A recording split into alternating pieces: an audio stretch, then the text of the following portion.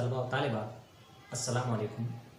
मैं Syed Mohammed Idris Syed Babu from unique Urdu high school Tambapur Jalgaon. आज हम जमात दहम का एक बेहतरीन सबक का मुताला करेंगे, लेकिन उससे पहले हम कुछ अहम बातें कर लेते हैं। हम जानते हैं कि हमारे अतराफ़ में जानदार और गैर जानदार दोनों तरह की चीज़ें पाई जाती हैं। आपने देखा होगा और बखूबी आप जानते हैं कि जानदार चीज़ें कौन कौन सी हैं। आप बता सकते हैं कि जानदार यानी जिनमें जान होती है या जो हयात होते हैं, यानी कि जो हमारे तनफ़ुस करते हैं, जो हमारे दौरान खून जिनके अंदर अंजाम पाता है, उसी तरह से जिनमें हाज़मी निज़ाम पाया जाता है, और एक ख़ास बात के जो हरकत करते हैं, एक जगह से दूसरी जगह जाते हैं या फिर हिलते हैं या उड़ते हैं। इसमें हम नबातात, हैवानात और तमाम तरह के जानदारों का या जानवरों का शुमार कर सकते हैं। लेकिन अब हम अगर हमारी रोज़मर्रा ज़िंदगी में इसके दूसरे रुख की तरफ जाएं, तो यहाँ पर हम गैर जानदार की अगर बात करें तो हमारे जहन में आती है बहुत सारी चीज़ें।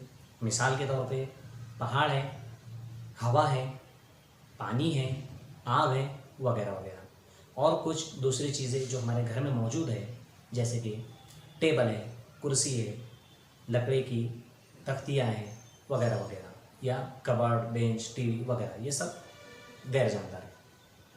इन गैर जानदारों में ख़ास बात क्या होती है, ये किससे बने होते हैं, यहाँ पर हम देखेंगे। जैसे इसमें कुछ धाते हैं, कुछ अधाते हैं। मिसाल के तौर पे धातु में अगर हम शुमार करें तो जैसे हमारे अतराफ़ में लोहे की कुर्सियाँ हैं, लोहे के टेबल्स हैं, और स्टील के बर्तन हैं, तांबे के बर्तन हैं, हमारी खिड़कियाँ हैं। तो इस तरह से हम इन्हें भी गैर जानदार चीज़ों में दर्जाबंद कर सकते हैं। इनके पीछे बहुत सारी वजूहात होती है कि ये दरअसल बनते किससे, ये तैयार किससे होते हैं। तो यहाँ पर इन चीज़ों के ताल्लुक़ से ही हम कुछ मालूमात हासिल करेंगे। सबसे पहले हम ये देखेंगे कि ये एक मादा है, और मादे में मुरक्कब, सालमात, अनासिर, जवाहिर वगैरह ये चीज़ें पाई जाती है। तो यहाँ पर हम धातों के ताल्लुक़ से अगर हम बात करें तो सबसे पहले हमारे इस सबक में हम धातों और अधातों के खुसूसियात के बारे में कुछ मालूमात हासिल कर लेते हैं। दरअसल इस सबक में हम देखेंगे कि धातु की खुसूसियात क्या होती है।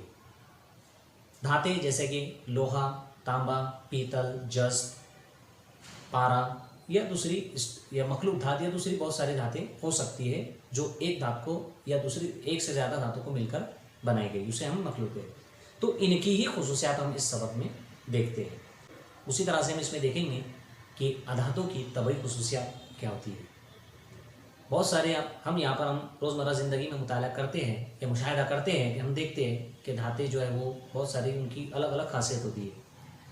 कुछ जो है वो बहुत जल्द ही ज़ंग आलूद हो जाती है, कुछ को ज़ंग नहीं लगता है। कुछ धातें ऐसी है जो ज़ेवरात के लिए इस्तेमाल की जाती है, और कुछ धातें ऐसी है जो हमारी रोज़मर्रा ज़रूरत में जो काम होते हैं उनको पूरा करने के लिए हम लोहा, पीतल, तांबा वगैरह का इस्तेमाल करते हैं।